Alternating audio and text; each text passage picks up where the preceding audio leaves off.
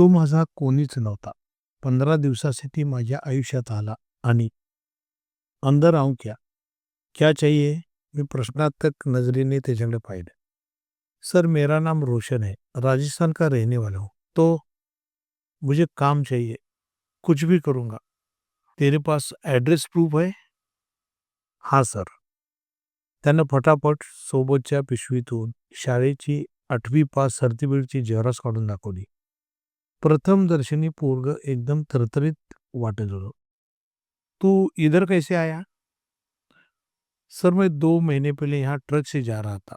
कोल्हापुर में खाना खाते समय ड्राइवर के साथ मेरा झगड़ा हुआ और गुस्से से वो मुझे इधर ही छोड़ के चला गया. मैं ट्रक पर क्लीनर का काम करता था. इंटरेस्टिंग. मी जरा निवांत होतो. म्हटलं जरा याची चौकशी डीपमध्ये करावी. तो फिर बाद में क्या हुआ? जिधर खाना खा रहा था उधर ही बाजू में एक गैरेज था. 2 महीने से उधर ही काम कर रहा हूँ. लेकिन सर उधर खाने की बहुत दिक्कत होती है. पैसा थोड़ा कम मिला तो भी चलेगा, लेकिन खाना तो सही होना चाहिए सर. पोरगा अत्यंत स्पष्ट बोलत होता. घर में कौन कोण आहे? 2 मिनिटं अशीच निवांत गेली. तो काहीच बोलला नाही. वाटलं याला काही सांगायचं नसेल, पण तो बोलला. सर माँ बाप, छोटा भाई आहे. त्याच्या डोळ्यातील पाणी तू लपवू शकत नाही. मीही थोडा स्तब्ध झालो. हे सगळं विचारून त्याला मी दुखावतोय का? असं थोडा वेळ मला वाटलं होतं. तो थोड़ा सावरला. सर मैंने घर वालों को बोला है, पैसा कमा के ही घर वापस आऊंगा. मैं तुम्हारे घर वालों से बात कर सकता हूँ? हाँ सर, करो ना. कोई नंबर है? मी माझा मोबाईल ओपन करून हातात घेऊन त्याच्याशी बोलू लागलो. त्यानं त्याच्या छोट्या डायरीमध्ये लिहिलेले 2 मोबाईल नंबर मला सांगितले. मी दोन्ही फोन 2-3 वेळा ट्राय केले. दोन्ही फोन आउट ऑफ कव्हरेज लागत होते. फोन लग नहीं रहा है. क्या मालूम? त्याच्याशी बोलत असताना मी फोन ट्राय करत होतो. हां, रुक रुक, फोन लग गया. रिंग हो रही है. त्याच्या चेहऱ्यावर मला पहिल्यांदा हास्य दिसले. तो खरं बोलत असल्याची मला जाणीव झाली. फोनची रिंग सुरू असताना मी माझा फोन त्याच्या हातात दिला. कौन इंदर? रोशन बोल रहा हूँ. कैसा है तू?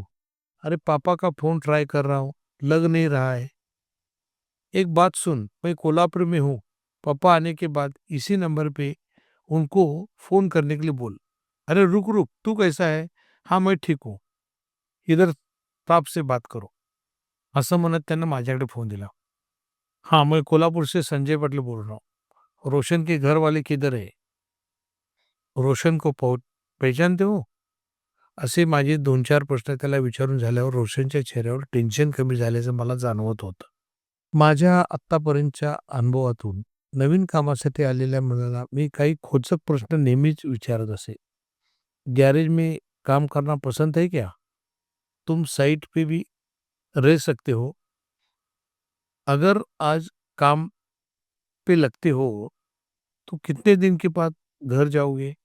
अशा वेगवेगळ्या विचारलेल्या प्रश्नातून त्याच्या डोक्यात काय चाललंय याचा अभ्यास करण्याची ओढ माझ्यामध्ये आली होती. गेली 30 वर्षे अशा कित्येक वेगवेगळ्या लोकांशी माझा संबंध आला होता.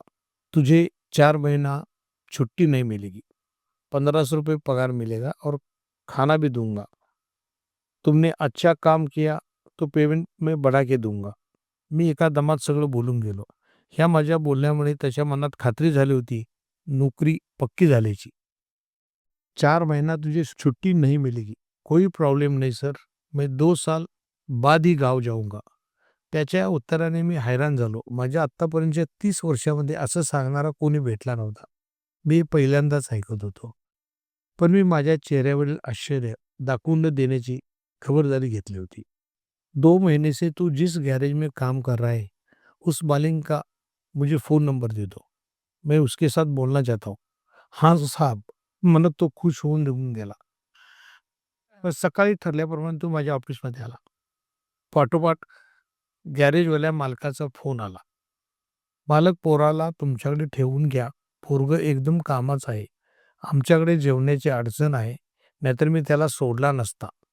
त्याच्या या बोलण्यामुळे मी थोडंसं निर्धास्त झालो. गैरेज में जा, हमारा आदमी तुमको काम समझा देगा. भगवान 4 दिवस पोरावर लक्ष ठेव.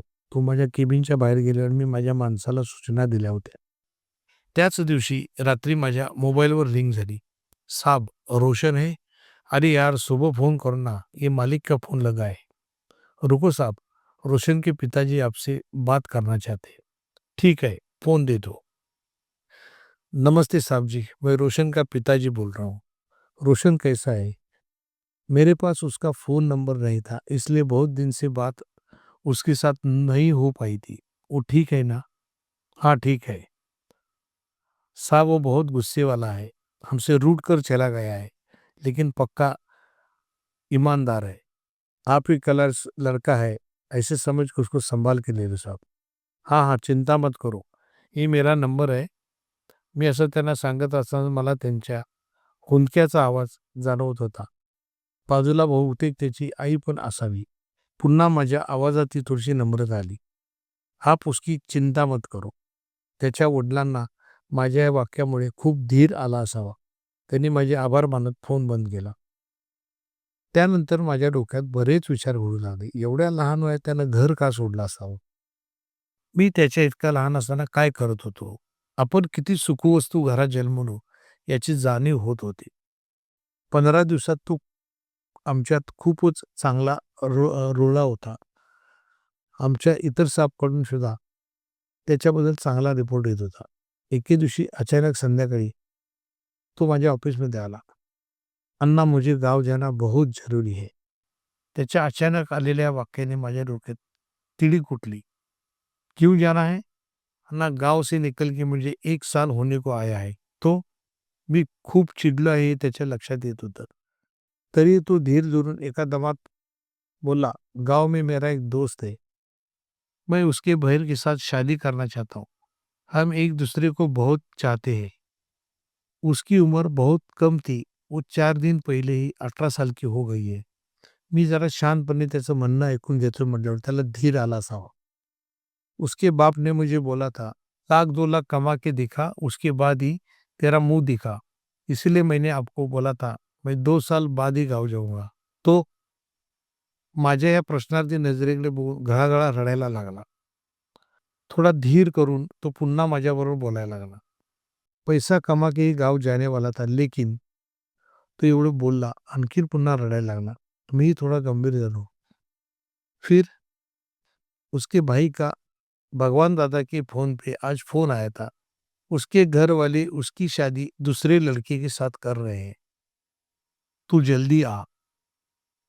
अन्ना, वो मुसलमान है और मैं ब्राह्मण हूँ, इसलिए वो लोग मेरे साथ उसकी शादी नहीं करेंगे.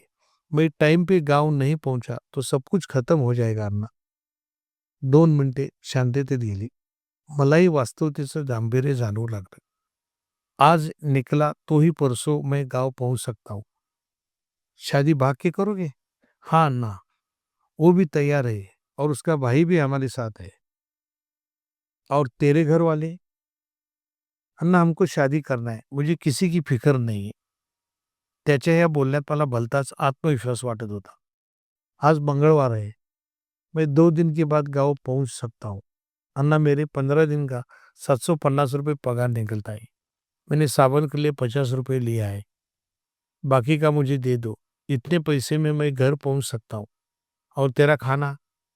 मलाही सगळ्या या प्रेम प्रकरणात इंटरेस्ट वाटू लागला होता.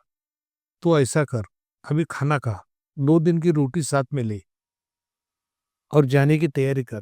"थँक यू अण्णा" म्हणत त्याने माझे पाय पकडले.